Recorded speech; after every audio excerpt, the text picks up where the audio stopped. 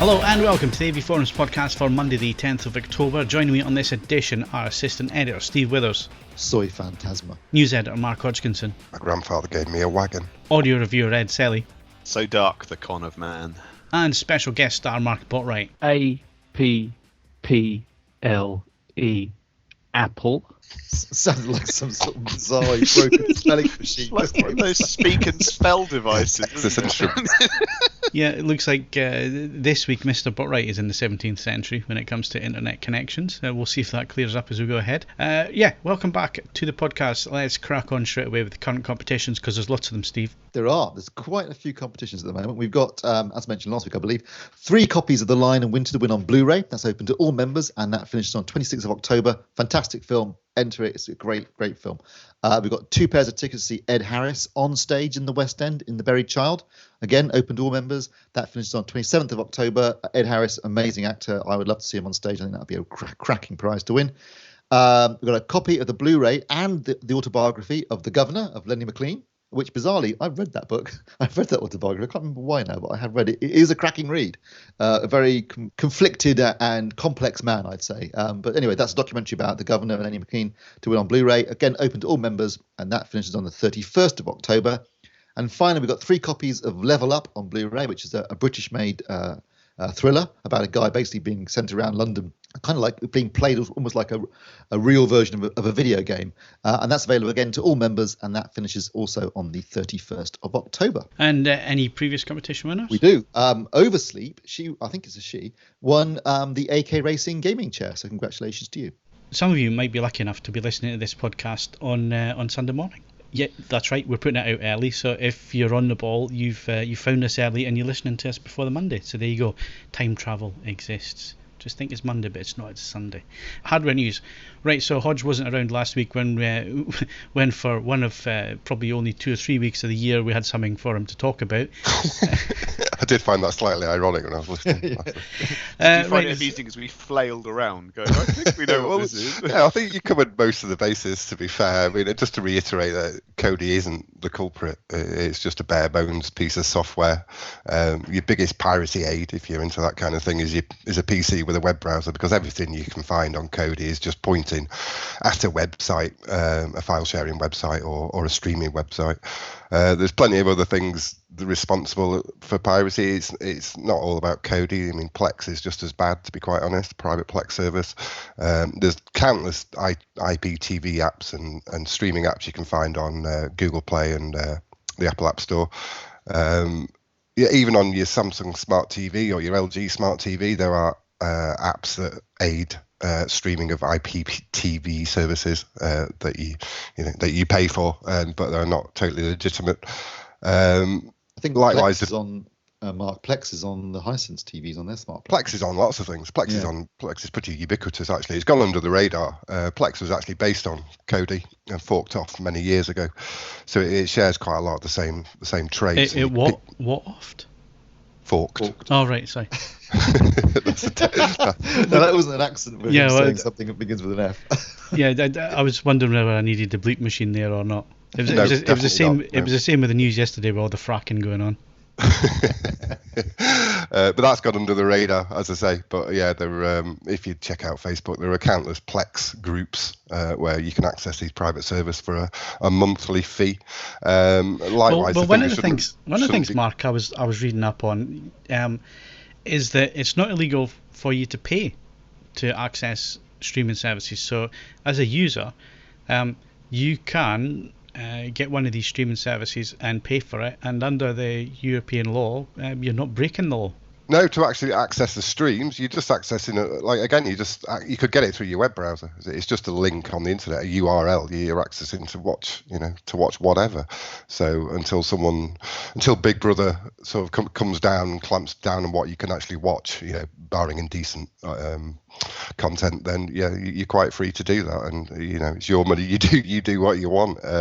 You might be breaking the terms and conditions of your internet service provider. That's the one thing. So they could, if they find you doing it, they could block you off. Android gets a bad press as well in all this, but long before Android boxes were around, Kodi, or XBMC as it was around, and it's available on all sorts of platforms. I mean, it's a bit ironic that Android has got by far the biggest user base for Kodi, but has actually not got one single developer behind it on the official Kodi team. So the reason that they sell in their, I don't know the numbers, but thousands, is because the hardware is very cheap, knocked out normally quite cheaply by Chinese manufacturers with crappy firmware, crappy software. So if you're buying one of these fully loaded boxes, you're paying over the odds for a device that really is probably not going to function all that well. It's generally just a cheap, crappy box with someone's just installed a Kodi wizard, which is like a one-click install job where it sticks all these dodgy third-party add-ons that allow access to the content. So you could have done it yourself for a fraction of the cost, to be quite honest. So just steer clear. You've also got the concern that some of these third-party add-ons, not so much on Android, but if you're running Windows, have access to your system files. So you've got to be wary about what you're doing. Just really, Kodi is a great piece of software, but used in the way it was intended to, which is to organise and play back your local media. That includes music, games, photos, and all your videos. And in fact, there's support for retro gaming as well, gaming emulators in there as well. So you can have all sorts of things under one hood and access from one page, as it were. And I love it. I love Kodi, but as the Kodi Foundation have said, they issued a blog probably about 3 months ago that the box sellers and the piracy add-ons are actually killing it as a piece of software because it's getting such bad press. But I guess it's in their hands in some ways. They could block third-party add-ons, but that would hinder development of the project because it's nobody does it. Nobody gets paid to develop Kodi add-ons, well, unless they're third-party ones that they're selling subscriptions to. But it's the box sellers are a big problem, but I think that horse has bolted, and I don't know what they're going to do about it, to be quite honest. See, the thing is, though, they're picking on this guy up in Middlesbrough, but if you go and look on any major retail website, you can actually buy these boxes with the add-ons on. Yeah, let's name names. eBay is absolutely full of them. Amazon is full of them. And they need to clamp down on how these boxes are advertised and how they can be sold. They should be sold bare bones as media boxes and not with advertisers being fully loaded or jailbroken or whatever term they're going to use to promote this nefarious content, as it were. But then, Mark, there's that. But then, directly challenging that is the recent court case where a publican was taken to court over the fact that they were accessing 3 o'clock kickoff Barclays Premier League games via a European satellite. And the judge turned around in their favour and said Sky could bugger off because they were quite as long as they're not using the Sky logos, that's what they can get done for. They can't get done for actually showing the game, but if it's got the Sky logos on it, then they are prosecutable. Not that that's a word, but they're in more dodgy water then. So when you're getting cases like that, though, it just muddies the water. It greys it up even more because it becomes more of a grey area. Because, like I say, European legislation says that if you pay, and we're talking about even just paying £1 to access a streaming service, and even if that streaming service is streaming illegal content, it's not illegal for you to access it. Yeah, if the servers are located in the country, which 99% of the time where they are, this kind of practice isn't illegal, then what stage are you breaking the law accessing these streams? It's far too complicated. I think broadcasters are still operating on the model they were when satellite wasn't around, when you had to get it through an aerial and content was sort of kind of regionally locked by its nature. But now we've got satellite streams, we've got IPTV streams from all over the world. The likes of the Premier League, some of the games are shown on 20 channels throughout the world simultaneously, and there will be breaches in security for that. People retransmitting the satellite broadcasts or the IPTV streams, and making it accessible to people all over the world. So I don't know how they're going to tackle it. I noticed at the recent there was a recent conference for broadcasters, and security and watermarking their sporting content was top of the agenda. Obviously, they pay top dollar. Sky paid $5 billion over 3 years for this content, and they don't want everyone accessing it for peanuts or nothing. It's up to them to stop it, I guess. There's no way the courts can enforce it. It's such a widespread practice. I know a lot of people who access sporting streams for little or no money. Lots of people are at it, and so it's up to the content providers to find security measures to prevent it, I guess. And of course, what doesn't help matters is that I'm sure a lot of these broadcasters will like to keep the Kodi boxes under wraps, and that the general public don't know about it. And then if you've got the BBC and ITV and everybody else reporting on the fact that they're going after one guy in Middlesbrough, that just tells the whole world that didn't know about Kodi boxes and the fact that they could get Sky Sports and all the rest of it for nothing, that these things now exist and now demand's shooting up for them. Absolutely, yeah, and word spreads on these things very, very, very quickly indeed. I mean, I've lost count of the number of times I've been approached in the school playground by various dads asking me questions because they obviously know what I do. And word just spreads, and like you said on the podcast last week, the BBC gave the biggest advert for Kodi boxes in inverted commas that there's ever been, probably. Yeah. Okay, I'm sure we're going to come back to this one. Has the trial gone ahead yet or not? No, it's ongoing, I think. He's not the first guy to be picked up for it, but he's the first guy to be taken to county court. And basically, what's his actual offence then? That is interesting because I can't find that out. I went looking for that. I don't know what offences he's actually broken. I think they need to invent new laws to cover this kind of thing. Well, if it's county court, then it's not criminal. Yeah. Yeah, it's because if you're saying that it's not illegal to pay for a subscription service to access this stuff, then I'm not quite sure what exactly he's done wrong. Well, he's advertising. He's selling and advertising the means to do it. Copyrighted content, easy access to copyrighted content, facilitating the boxes to do that. So, whereas if he just advertised it should be. I mean, I'm against it. It should be against the law. He should be prosecuted. But then why pick on him? Why not pick on the bigger boys? The European Union and repeal the Human Rights Act, I'm sure we'll get absolutely hammered. So. Yeah, that's true. Put him in the stocks. Watch out, the Tories are coming. Yeah, I don't know what the answer is to prevent it. I really don't.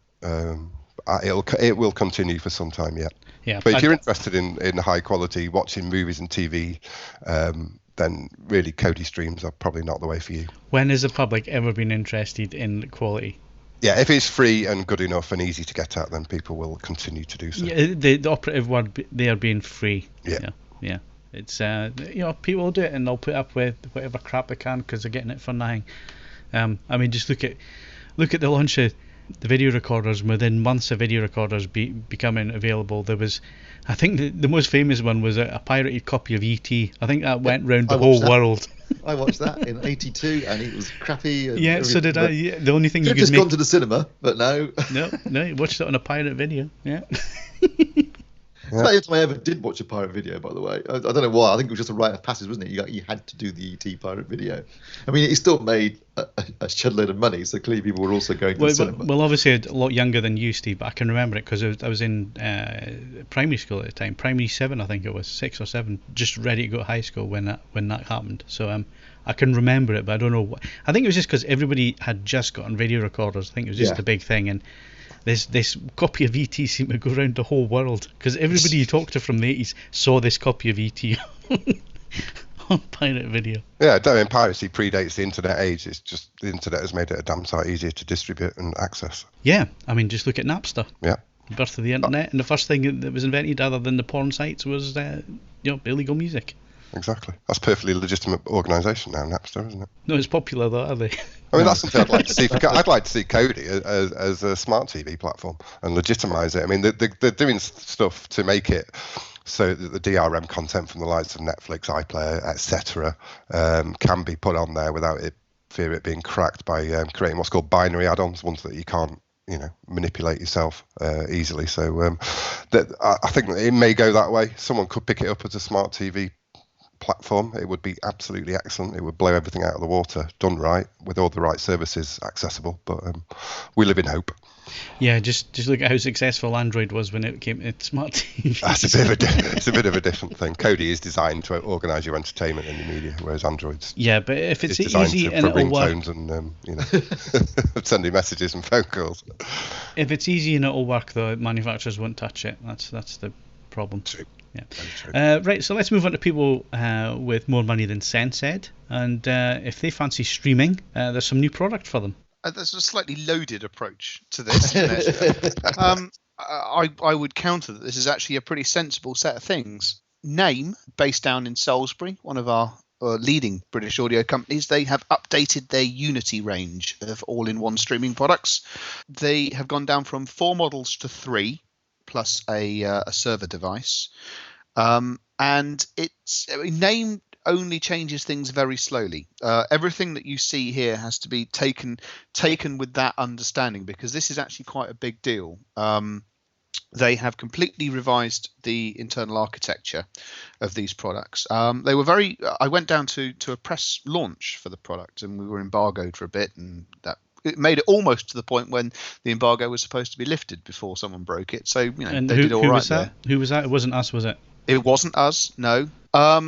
The internal architecture has been completely revised, as I say, and Naim were very honest that when they developed the original Unity player and then some of the offshoots from that, they were essentially taking big chunks of their separate products and just combining them in a single chassis, which worked extremely well in a sonic sense. And they all performed extremely well, but it meant that the product wasn't as sort of slick and as integrated as they liked. It also cost quite a lot to make. So these have been designed from the ground up to use to streamline the process of all the functionality that they offer. That functionality is pretty impressive because they've kept everything that the old products did, as you might expect. You don't go backwards. So native Tidal and Spotify support, streaming up to at least 192K in PCM and DSD streaming and all the rest of it. But they've added a couple of other functions which I think will be quite useful for quite a few people. The first is that these are all Google Cast compatible. Naim's taken the decision that rather than trying to natively support every single streaming service that people might be using, with the enormous amount of software resources that takes up and the constantly moving goalposts. Essentially, if you've got a Cast compatible device that accesses the streaming service, you simply just cast it to your unit and away it goes, and it does it exactly the same way. The other functionality which could also be quite useful is that on the smallest of the models this is an option, and on the larger two it is fitted as standard, is an HDMI connection to receive audio over the audio return channel, which is important because for the moment televisions are still being fitted with optical outputs, but there are increasing sort of encryption calls and all the rest of it. So this could end up being the only real way of getting audio back out of a television, certainly for sort of high quality services. So they are safeguarding that, and it just means that they are more capable of operating across a variety of extra sources. Then the big deal, as far as fans of the brand, is that they've changed the casework, and this happens roughly as often as comets appear, so it's a big deal. They've taken some styling cues from the Muso systems that we've looked at, and also from the flagship statement equipment, but they've then combined that with some of the more sort of traditional Naim styling points. And it's another one of these products. I'll say this right now. The photos selected for the news story, the photos that you'll see online, they're all from the same pool of stock images. They've done a better job taking photos of this than they did the original Muso system, which I always thought looked really awkward in photos and much better in the flesh. But trust me, these products look absolutely brilliant when you actually interact with them. I was going to say, actually, Ed, the photo underneath the top photo looks like half an Xbox sandwiched together with something else. It's a very peculiar. Essentially, all three of the streamers have got this same segment where the display and the controller is, and then they're either the smallest one, the Atom, is just that, and then the full width systems have got this extra block. And you're right, it looks very ungainly. It looks sort of like cobbled together and a bit odd. In the flesh, when you actually see them for real, it makes a great deal more sense, and it does look really very smart indeed. And the displays and all the rest of it, it's the first time in a while where I've looked at a piece of equipment built by a relatively small British manufacturer, and it is absolutely as good as anything else made by any company, be they multinationals or another small organization. It looks absolutely fantastic, and just the interactivity with them is truly exceptional. You're right, they aren't giving them away. They're built in this country and they've got a lot of functionality in them. But prices start at I think 1,600 and go through to 3,008 for the big one. But the caveat is, I mean, if I remember all the way back to when I reviewed one of the old Unity systems for AVForums, the Unity Lite. The kicker was that I couldn't actually assemble a separate system that did all the same things for the same price that was any better, let alone decisively better. That's what they're shooting for. And we'll hopefully get an example of the small unit in, and we'll see if they've delivered on that, because the early signs are that this is a really impressive piece of kit. Okay, so moving on from Naim, let's go gaming. Sony are going to launch their PlayStation VR this week, Mark. Yes, out October 13th. We're getting a bundle in this country, kind of core bundle for £350, which sounds expensive, but if you consider the alternatives on PC, the Oculus Rift at $499, and that's without its touch controllers, and then the HTC Vive, which was $689, but in this post-Brexit world has gone up to £760. It's kind of Sony's value offering, first foray into the world of VR. In the box, you'll be getting just the headset, the little earphones, little earbuds, and a demo disc. We only get 8 demos in the UK. The US get 18. But it seems largely that's not down to anyone being kind of stingy. It's more to do with the fact that obviously in European territories we have to have things in multiple languages. The kicker being you don't get the PlayStation camera, which is necessary for it to work, and there are no Move controllers. So those are things that you're going to want to get separately. The games are generally designed to work with the DualShock 4. However, it seems like particular things like Job Simulator and stuff like that, where you've got your hands shown, that in fact trying to integrate it purely around a traditional controller is perhaps a little bit ill-advised. They're very much going for the comfort, lightness, so that people find that they can sit with it for periods without hitting that the early point in VR, which seems to be that a lot of people complain that these headsets are bulky, that they're slightly uncomfortable to use for prolonged periods. The main obstacle seems to be at the moment the fact that there's still an issue around who gets motion sickness and who doesn't. But on the plus side, it seems like it's generally reviewing quite well at the moment. It's got a lower resolution than the PC alternatives, but I think it's got RGB stripe sub-pixel arrangement versus, we assume, I think it's pentile on the other displays. So it's led to a lot of people commenting lesser screen door effect. But yeah, they're going for the kind of light, affordable first foray into VR, and it seems very much at the moment that it's a little bit of a novelty. But the hope is that as long as Sony continue supporting this and they don't drop it like they did with the PSP, like they did with the PlayStation Vita, and like they did with the Vita TV or PlayStation TV, that we will get version 2 at some point, and it will just the technology will continue getting better and better, and it will continue getting cheaper and cheaper. Buying one. I cancelled my pre-order for the first time in a long time. I actually won't be there day one. It was a case of I always buy consoles early doors, and I always end up saying there aren't the games for it. This is something that I think is going to be a case where people will have to try it. I think there'll be a lot of there needs to be a real push with this. I haven't seen it. I haven't seen any great kind of marketing drive to say to people, come and try it for yourselves. And really, for £350, if you were to get motion sick, it seems like a really big risk, unless there's something that you can particularly say that's definitely a game that I would want to play. But how are you, first of all, to know that it's going to suit you, the virtual reality as a whole? Some people just cannot get on with it. Their brains can't get around it.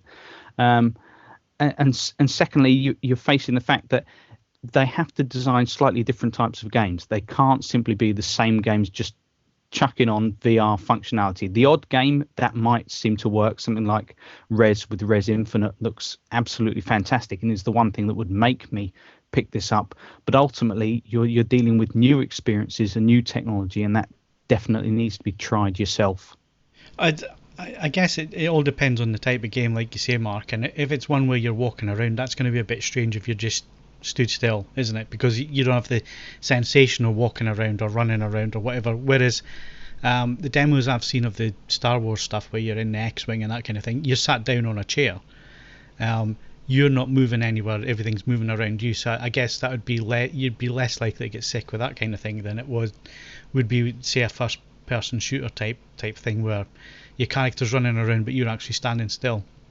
Yeah, this is what's the main cause of motion sickness right now, which is if you have something tied to the control pad and you're pushing forwards on that, but your brain is saying, hang on, I'm stood still. Yeah, and that's just, it creates a real kind of, that sense of motion sickness. Whereas if you're in a cockpit, if you're in, like on PlayStation VR Worlds, you've got a little kind of demo of in a shark cage, stuff like that. So stationary, it makes absolute sense. And if you can find a way to kind of get around tricking the brain that in some way you're tied to the object that's moving forward rather than you actually moving forward in the space, it seems to lessen it slightly. But even stuff like Drive Club VR, which is a car game, again, you're still getting some complaints from people of motion sickness. What is the resolution of the VR? The PlayStation VR is using a 5.7 inch 1080p OLED screen. It's 960 by 1080 per eye. Vive and Rift, I think 2160 by 1200, so higher resolution. I think 100 degrees field of vision for PlayStation VR. So, by most metrics, it's the lesser VR system. It's having to use a system of reprojection to hit 120 hertz to try and keep things fresh on screen, so it's updating as you move your head, whereas Vive and Oculus are aiming for native 90 hertz. So again, it's all to do with the system that it's running on. I mean, it's running on a PlayStation 4, which in kind of PC specs terms would be considered incredibly low end. And what games have been launched to tie in with it then? The big ones, Until Dawn, Rush of Blood, which is kind of on-rail shooter, which is tied into the kind of cinematic horror game that was a surprise hit. Drive Club VR, Eve Valkyrie would be one of the kind of big hitters. Res Infinite, Riggs, Mechanized Combat League, which looks kind of quite a fun shooter.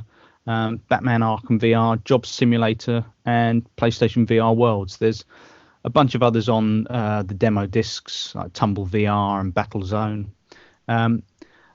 Early days, it seems very much that it's a case of lots of different kind of a stratified approach to games to just kind of see what sticks. Yeah, so we're still a long way away from holodeck then, aren't we? We're a hell of a long way from there, but the hope is that this is just version 1.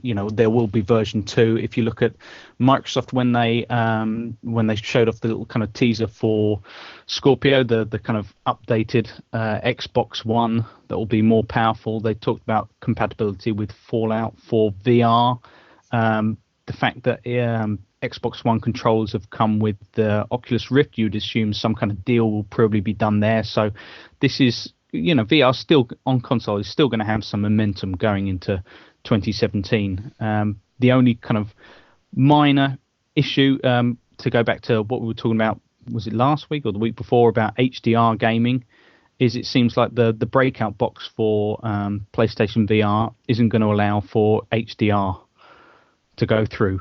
So in essence, if it's designed to be plugged in, and so therefore your PlayStation 4 goes through that like a chain, like you would stick it through an amplifier or something like that, your Blu-ray player through your amp through to your display. And so that means if you're playing a PlayStation 4 that's HDR compatible, you're not going to be seeing that, which seems a little bit of a bodge, considering that people will have to either change inputs, change plugs, or use some kind of a splitter. Now, the big push a few years ago in gaming was 3D, and it fell flat in its face because nobody wanted to wear the glasses, Mark, when it came to playing games. How's this different? This is different in as much as you're getting tailored experiences. I mean, the big word, the buzzword that keeps on getting used is that term experiences, rather than simply trying to push push it in games themselves. You're trying to create something that is tailored fully towards the benefits, the strengths of VR. The problem with 3D was it was kind of a half-assed approach. It was very much the same as it was with films, which was, can we create the same content and can we add 3D to it? Whereas with VR, people are finding that, in fact, the traditional games that they've been making might not work with it. That, in fact, you've got to work around different things. And you're seeing that, in fact, a lot of the stuff like Job Simulator, the things that look the most ridiculous, the things that look the most kind of throwaway, like little party games that you might see on like the Wii or something, are the things that people are enjoying the most. And it's the things that are kind of more traditional games that are slightly jarring with the technology. Okay, cool. Doesn't really help with the gaming stereotype, does it, of a gamer where locked into their own world, because now they are. Yeah, that's true. But there again, I mean, with if you look at stuff like Google Cardboard and the Gear VR and stuff like that, it's getting a pretty kind of mainstream push now. A lot of people are considering that with regards to their smartphones, and I think you'll see more headsets with that integration in mind as the resolution on phones continues to get better and better. Right, let's move it. Do we think VR is gonna be a big thing? Ed, do you think it's going to survive, or do you think it's a flash in the pan? I don't know. I think the concept is too solid and too all. I mean, let's face it. It's been a big part of science fiction and actually the public consciousness for a very, very long time. I mean, I can remember Tomorrow's World doing pieces on it when I was a kid. It will eventually come into contact with enough processing horsepower and other technological developments that it will work and it will stick. What I couldn't tell you is whether that time is now or whether we're going to go through another cycle of failure and revisit it in a couple of years' time. A simple yes or no or don't know would have done it. Thanks for that. Well, Steve, you asked, I answered. No, not as long as it remains exclusive the way it is at the moment, as in the sense that you put on the head unit, you're isolated from the rest of the world. Maybe for gaming, some games that might work, but I think it just makes it's not something you can really share with anybody else. It's not social, is it? No, whereas at least 3D was social. Yeah. And we're moving into a very social world, aren't we? Now everything's bloody social these days. So, well, if you're staring at your phone or your tablet for hours and then social, then yeah. Mark, what do you think? Yes, I think VR will eventually be a roaring success, but not necessarily in gaming. Yeah, I'll give it maybe 10 years. Yeah. Like I said, the processing horsepower needs to catch up a little bit, yeah. Yep. And the applications need to be there, but they will be. I think VR will be a roaring success. Okay, so let's move back to some social viewing for Steve here. B6 OLED TV review. It's the last of LG's OLEDs that we've got to see this year. It's the one that comes without 3D. Yeah, I guess it's the you can call it the entry level model, although something that costs £2,229 doesn't really class as entry level. So it has had a bit of a price drop since it launched, so that's good news. No 3D. Otherwise, though, it has everything else that they are on all the lineup this year. So the C, E, and G. It's got HDR support, Ultra HD 4K panel, obviously, Dolby Vision, and it's perhaps not quite as the higher end models have more. I mean, according to LG, they're exactly the same platform across the board. They're all the same panel. And I have to say, having now seen all four, I can't say there's any significant difference between the TVs in terms of their performance. The higher end models are a little bit brighter, so maybe they're cherry picking panels that are a bit brighter, because the thing about OLED is they can sort of give a tolerance level for brightness, but they can't there is definite variations from panel to panel, so maybe they're using some of the brighter panels for some of the more expensive models, the E and the G, but certainly in terms of performance, they seem to be fairly much the same across the board. So that aspect of it, if you're looking for an OLED TV and you're a bit tight on budget and you don't want to pay, say, for a soundbar on the E6 or the G6, and you don't want the curved screen, and you're not worried about 3D, then the B6 certainly makes an interesting proposition. It's a relatively inexpensive television for OLED. It's nicely designed. It's attractive. It hasn't got quite as much in terms of the, if you look at the more expensive model, they've got the glass backing on the panel, which looks really nice. But this is more of just a traditional panel. incredibly thin though, 4mm thick at the top, bit deeper at the bottom, obviously where the speakers and the electronics are housed. It sits on a more traditional stand, which is probably good news for most people because it means you can fit it onto equipment racks better. And there's kind of a clear perspex column that supports it that gives the impression that the panel's floating in space, which I really like. So design-wise, I think it's very attractive, well built. Connections-wise, it's got 4 HDMI 2.0A inputs, which is two more than the G6 has got, bizarrely. So it's got a full set of inputs, legacy connections and USB ports. So connection-wise, great. Design-wise, nice. Performance-wise, with full HD and standard definition, fantastic, absolutely stellar performer, as have all the OLEDs been this year. You've got the deep blacks, you've got the really good color accuracy, excellent. Out of the box performance was superb, better again than the G6. So you've got nice good out of the box performance. The calibration, you can get it pretty much perfect. I would use the CMS sparingly. I've found that if you use the CMS too much, you can introduce macro blocking. So you want to use it sparingly. But basically, the color accuracy was really good without even resorting to the CMS. And all I did was just tweak the hue or tints on a couple of the secondary colors. But otherwise, really accurate. Good motion handling. A really, really great performance. Loved it. And I think I've been saying all year that if your main thing is, standard dynamic range content, so full HD primarily, and maybe some standard definition, OLED is the way to go. You're going to get a cracking picture, and it really is good. When it comes to HDR, there's been a bit of a mixed bag because clearly I measured the B6 at 575 nits in its most accurate HDR mode. It can go brighter than that in things like HDR Vivid, but then you've got your whites to completely blue. So if you want an accurate image, you need to use what's called HDR standard, I think it is. And that gave 575 nits, which is more than the 540 nits that's required for Ultra HD Premium certification. So it is UHD Premium certified, and it hits 575 nits. So that's fine. Obviously, that isn't as bright as the LCDs can go. They're going up above 1,000, in some cases well above 1,000.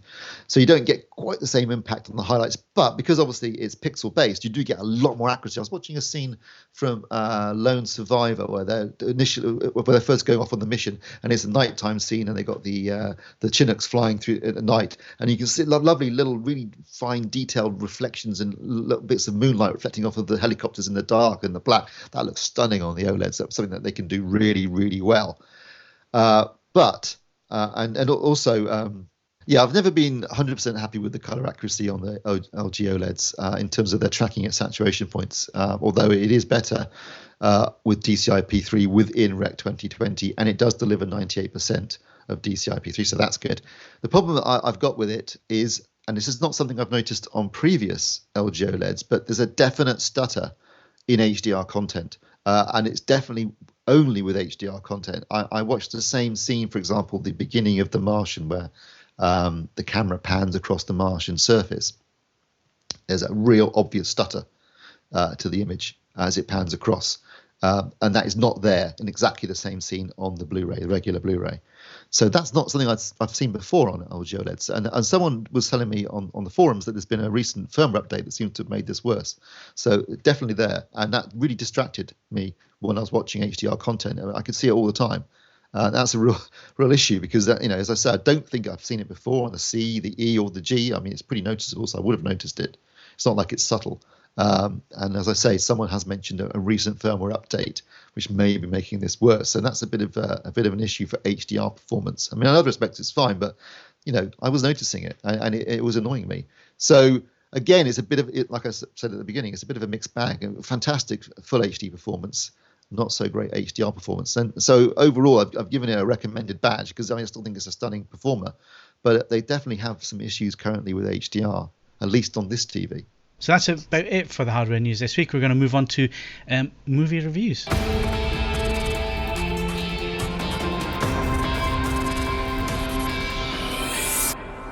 So before I say what's at the cinemas, Steve, this one really interests me. The film's The Girl on the Train. Now, a couple of questions here. Did she get a seat, or did she have to sit on the floor and tweet about how the thing was, packed out and she couldn't get a seat? Yeah, this commuter train appeared to be quite empty, considering the ones I've been on are usually packed at rush hour. Okay, cool. So what's at the cinema, Steve? Yeah, The Girl on the Train, which stars Emily Blunt as the titular girl on the train, based upon a best-selling mystery thriller book. Have not read the book. so I can't really comment on it. Although Sharuna has read the book, and she does mention it briefly in her review. I've got to say that I totally agree with her review based upon what I saw, which is that the film, whilst enjoyable in places, doesn't really deliver enough thrills for a thriller and enough mystery for a mystery. There's a running joke amongst me and my friends when we're talking about sort of whodunits and mystery things, where it's referencing a film called From Up on the Train, where a guy writes a whodunit, but there's only two characters. So he goes, it wasn't hard to work out who the killer was because it's like the first character is dead by page 2. And he goes, what was the motivation? The motivation was the guy in the hat killed the other guy in the hat. And this is kind of the guy in the hat killed the other guy in the hat. There's only a finite number of characters in the story, and therefore working out who the killer isn't particularly difficult. You don't have to be Agatha Christie to do it. So there was much mystery. I think I was ahead of the story for most of it, and I kind of had a rough idea where it was going. And there's not that many thrills in it for a thriller. What it does have, though, is a fantastic central performance from Emily Blunt, playing very much against type, deliberately playing. She's playing as an alcoholic, very run down, depressed, sad woman, and she manages to look unattractive, which is not easy for someone who is very attractive in real life. I still would. Just throwing that. But her performance is fantastic. She's absolutely great, and she anchors the entire film. And it's probably worth seeing for that alone. I just wish there'd been a bit more, the mystery elements could have been better. For example, a lot of the film that it is frequently compared to is Gone Girl, which is a very different film made by a very different filmmaker. I mean, the people who made this are no David Fincher, and Fincher can make anything good, frankly. But I think Gone Girl's got a very different approach, and there is more twists and turns and mystery attached to Gone Girl. But ultimately, it does play its hand halfway through. With this, like I say, I was ahead of the plot a lot of the time, which is never good for a mystery. But the overall. It's well made. It's competently acted. Emily Blunt is fantastic in it. And Sharuna gave it 6 out of 10, and I would agree. I think it's a 6 out of 10. It's an enjoyable 2 hours, but it probably is a bit lacking in mystery and thrills for what's meant to be a mystery thriller. Films opening this Friday, Steve. Yeah, this Friday we've got Inferno, which is the latest in the Dan Brown, Robert Langdon adaptations, directed by Ron Howard, and starring Tom Hanks again. Can I try and guess the plot? Go on then. Is it something to do with somebody's going to try and annihilate the human race? Yes. Thank you. Yes, it does involve the human race being destroyed, this time by a virus, Phil. So usual thing, many of you have seen the Da Vinci Code and Angels and Demons, you'll know it's going to be a mixture of religious aspects, some art things, and some conspiracy theories, and that's exactly what you got here. We've got a combination of a virus, I believe, that's designed to wipe out, I think it wipes out certain people, not everyone. But anyway, a virus designed to wipe out a large number of people.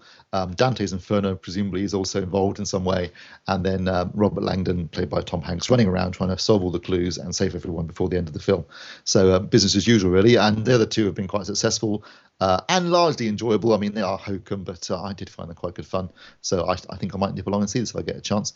The other film opening on Friday is Storks, which is an animated film about storks delivering babies, basically, the kiddies. So if you've got, are we getting near half term? Is that why?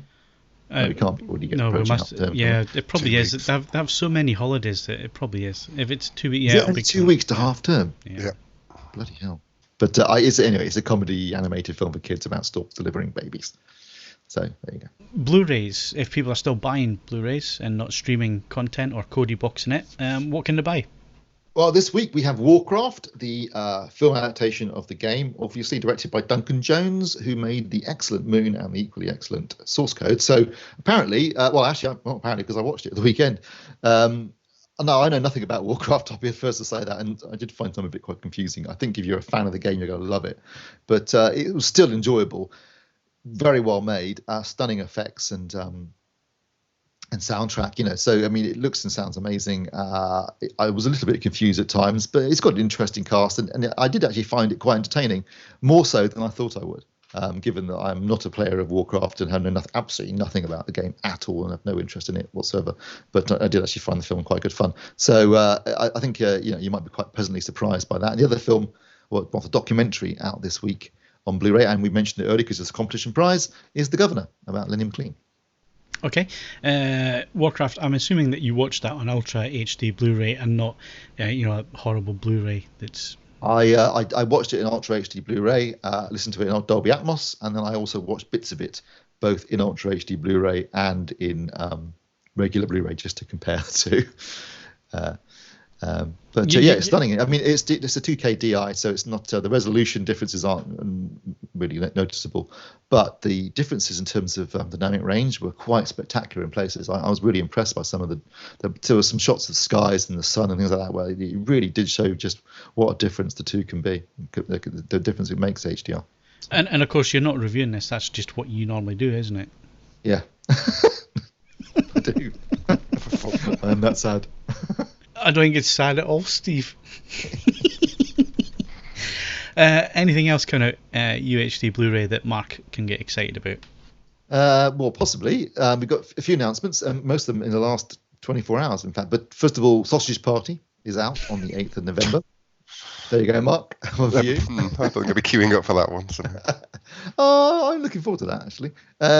Mechanic Resurrection, 22nd November. Never heard of it.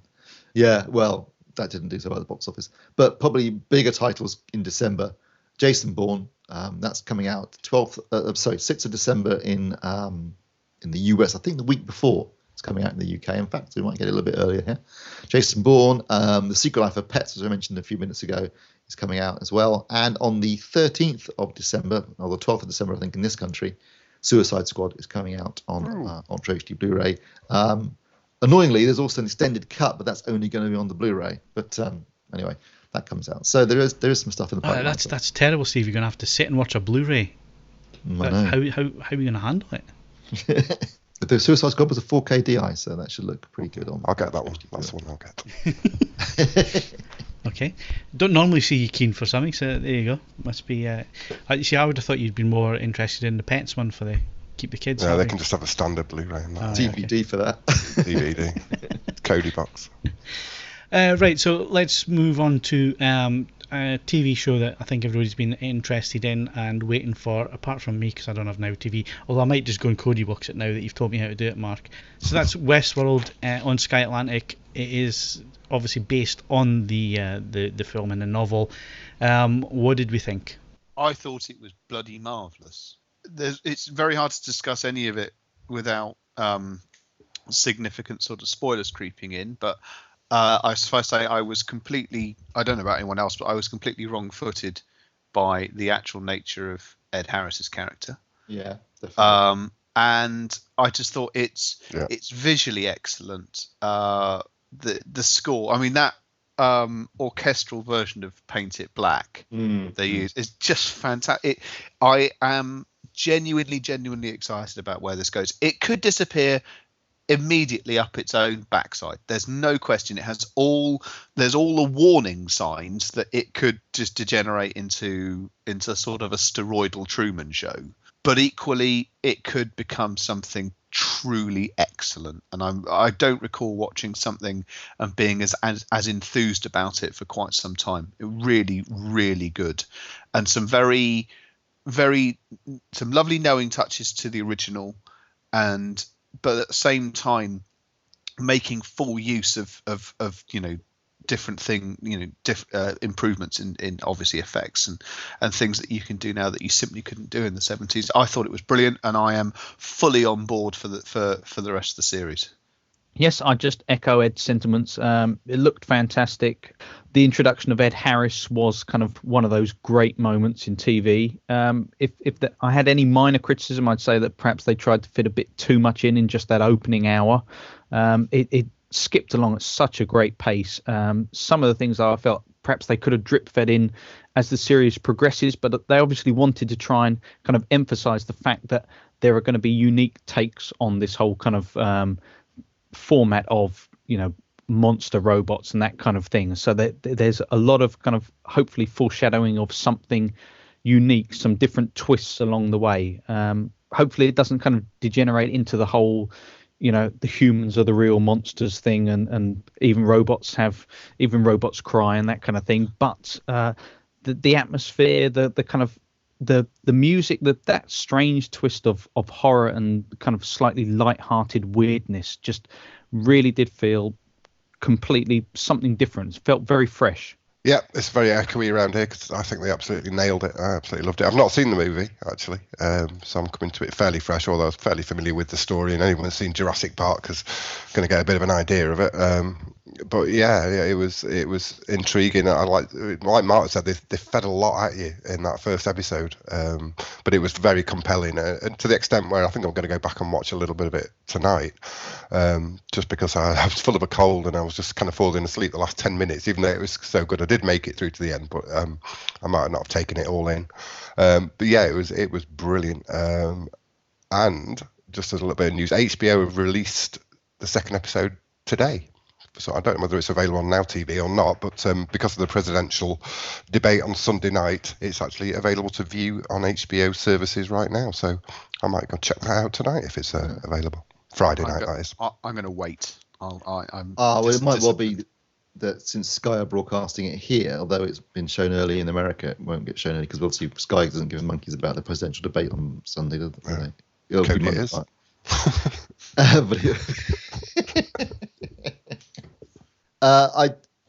I did enjoy it. It looks superb. The production values are spectacular, as you'd expect from HBO. Plenty of knockers as well, as you'd also expect from HBO. And wangs. It's equal opportunities. Yes, there is plenty of nudity.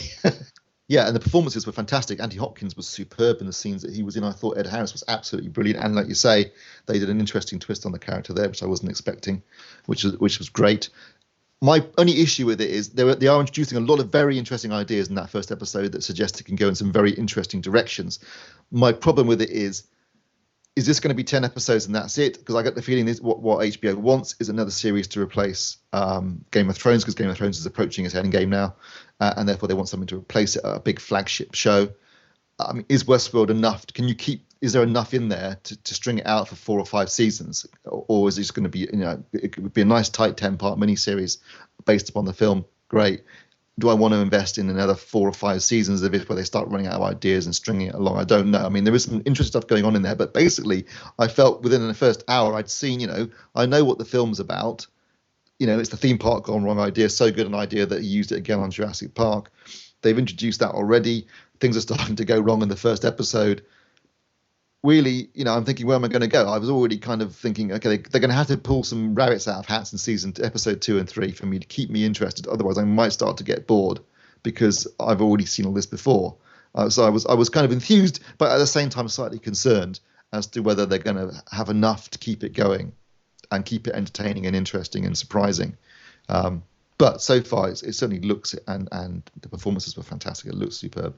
That bloke, the Abenaki guy, Dolores' dad. Yeah. That performance he does, stark bollock naked in the glass room. That is one of the most unsettling sort of performances I've seen in a long time on TV or film. It was absolutely superb. So yeah, I think it's one of those things that's going to live or die on the quality of some of those performances. And they have picked some people who are just, obviously there's, who's human, who isn't, but the people they've selected as the hosts, that some of them are turning in absolutely superb near human performances. And it's just going to rest so much on that, I think. Yeah, and I'm really interested to see what Ed Harris's agenda is, because that might be something that really sells the show to me, if he's got something going on there, because there's obviously a lot more going on than we know about yet. There's lots of things in it that I find are interesting, and will certainly keep me watching it. But I'm just concerned, if they want to make this into a regular series that they're going to string out for 4 or 5 seasons, is there enough in Westworld to do that? I don't know. Stop being concerned and just watch it. Yeah. Right? Yeah. And let's not spoil things as we go forward. So that was the first episode. I haven't seen it yet, but I don't think you've spoiled anything there so far. No. That anybody going into it would kind of know what the premise is anyway. Anyway, we'll see how that progresses over the few weeks. And to wrap up, I guess it's a good time just to ask the question. We'll make this a quick one, and we'll extend it to you, dear listener, in the thread underneath the podcast as well. You add your ideas. Which films would you like to see turned into TV series? This is a bit of a flip, because normally it's a TV series turned into a film. So which films would you like to see turned into a TV series, Steve? Well, actually, it's funny. The film I'd like to see turned into a TV series was originally meant to be a TV series, but it got turned into a film, which is The Nice Guys. I don't know if anyone's seen The Nice Guys yet. It's one of my favourite films of the year. Really, really enjoyed it. Great chemistry between Russell Crowe and Ryan Gosling, and obviously full of Shane Black's, humour, and he directed it as well and wrote it, and it's a great film. But he originally conceived it as a TV series, and I felt that show, the concept of the two private eyes working together in the 70s, had loads of potential and would have made a great TV series, with different things happening each week. And because this film hasn't been very successful, unfortunately, I don't think we're going to get any sequels or anything else happening. So they could take that idea. They probably wouldn't get Russell Crowe and Ryan Gosling for a TV series. Maybe HBO would be getting some really big names, like Matthew McConaughey and Woody Harrelson on True Detective. So maybe they could get them to do a mini series or TV series on HBO. But if they could get that concept and bring it back to television as originally intended, I think that would be great, because I think it was a fantastic film. And if you imagine it as a pilot, which is kind of how it felt, because at the end of it they're together as a team with an advert in the yellow pages. I would love to have seen that TV series. So if maybe the film itself wasn't that successful, but does okay on Blu-ray and DVD and things like that, then maybe they could approach it again as a television series idea. Right. Okay. So Ed, what would you like to see? Now you hear me out on this one, because it takes a moment to explain. I'd like to see a spin-off from Pacific Rim. Which might not strike you as a logical candidate, but if you think back to the film, the explanation of how these big robots came to be and the program, it's sort of, for the nature of the film, it's condensed down into a 4-minute thing. I think actually spinning that out, so you've got people coming to terms with the fact that there are these things coming through at intervals, and that you've got to do something about it, and what you've got to do, and the undertakings required to do it. I think done sensitively, done properly, that could be absolutely fantastic. But obviously, like The Nice Guys. Here's the thing, actually, because I'm sorry, spoilers. So as the film explained, and the first attack there was 6 months, and so on and so forth. So actually you could do multiple episodes where there's no monsters. It's just the knowledge that there are more monsters coming. It's like winter in Game of Thrones. It's coming, but it takes a while to get there. Obviously, like The Nice Guys, it didn't do badly at the cinema, but it didn't set the world on fire. Although there is supposed to be another one, which strikes me as a bit in the works. Yeah. But I just think that there's so much there about essentially nation states putting borders aside and coming together, and you could probably have some really grisly scene where they're initially trying to make these things controllable by one person, and their head sort of melts and stuff like that. I think that could be absolutely fantastic. But yeah, you're right, it wouldn't be cheap even under those circumstances. I just think there's it's one of those throwaway moments in a film which could actually be taken apart and studied really, really well if you did it over a TV series. Okay, so far you're the one I'd want to watch, Ed. So far, Mark. On the grounds that we never get to the bottom item on the podcast running order before today, I've not given it a lot of thought. Thinking on the spot, Goodfellas, although I don't know. I love Goodfellas as a movie, and the characters and all the acting. You'd have to get the same cast, really, I suppose. But that seems to have a lot of scope. Obviously, The Sopranos exists, so maybe it's not necessary. And on the grounds that Fargo made a really good TV series, I will go for The Big Lebowski as another alternative, because that just had me howling throughout. The one I would like to see made into a TV series, The Good Shepherd, which was directed by Rob De Niro. It was supposed to get a TV kind of spin-off. It didn't. It's got all the kind of themes of the good spy thriller that could be kind of expanded upon in a decent, 6-hour runtime. We've been sadly robbed of any decent spy thrillers on television of late. In fact, in total, you've only really got Tinker Tailor and Smiley's People. There isn't The Night Manager, that was quite good. Yeah, but again, you're back to just choose a Le Carre story. You know, it would be nice to see something original on television, and I think, you know, that had enough scope for improvement, but a decent enough source material to start with. Cool. Good stuff. And to wrap up, I guess because we started this conversation on Westworld, my one would be Jurassic Park, or the Jurassic Park, legacy, saga, as it will. And you need to figure out which ones are the dinosaurs and which ones are the humans. Or you could take that a stage further and actually do like a sort of fly on the wall Parks and Recreation, light-hearted comedy about in the control room of Jurassic Park. Oh shit, someone's been eaten again. They've already got Chris Pratt, so they're halfway there. Yeah. No, I think, like you say, Ed, there's so many different angles that you could take that. You know, if you take the whole story arc that's there already, that exists, that we know about, and then just try and work it into a weekly saga, I think it'd be really quite interesting, quite funny, if you went for the comedy side. But, or a Silicon Valley style coding program about trying to get the whole thing to work in the first place. It's like, oh shit. With Nedry in his workstation. Yeah. Yeah. Oh, there's loads of good. I mean, the whole backstory there is how they actually got the first dinosaurs and the first raptors. I'm sure there was more deaths than we were let on in the first film. You know what I mean? We only saw one person get killed by raptors. I'm not going to spoil it. I'm not going to spoil a film from 23 years ago. Still fresh for me, Steve.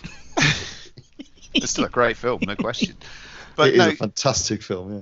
It's interesting. Yeah, I mean, it's an odd one, isn't it? Because some of it's a case of whether you just take a single idea from a film and then run with it in a different direction. Or, I mean, one of the other things that's fascinated me on a sort of related level to this, in Aliens, it's the colonial marines that go in and, well, by and large, get eliminated, but that's by the by. I'd love to know what else they do, because alien encounters, it makes it very clear in the film, are not part of the remit. So what else? Are they doing a spot of ethnic cleansing or what? I'd love to know that. What else do they drop that gunship on? Well, they've got there's the line about another bug hunt. So I'd like to know what the bug hunt was. Yes, you see, there's loads of possibilities there. But it's a bit of a stretch. I mean, does that actually count as a spin-off? I don't know. There was actually another TV series based on Westworld back in Future World. No, the Future World was a sequel. That was the sequel film to Westworld. But in 1980, there was a very short-lived TV series. I think it was cancelled after 3 episodes, called Beyond Westworld, set obviously in Westworld. So it's not the first time it's been done. And on that bombshell, that wraps up the podcast for this week. If you have ideas of which film you'd like to see turned into a TV series, then let us know in the podcast thread underneath the podcast. All I need to do now is thank Steve Withers. The Bible did not arrive by fax from heaven. Mark Hodgkinson. God uses us all. Ed Selley. Nobody hates history. They hate their own histories. And Mark Botwright. It's a basic phallus. Where was that? Where did you find that? That's in the film. Don't forget, you can follow us on Twitter and Facebook, bookmark AVForums for latest reviews, news and video, and of course, leave us those 5-star ratings on iTunes, but only if you enjoyed the show. I'm Phil Hinton. Thank you very much for listening, and we'll see you again next week.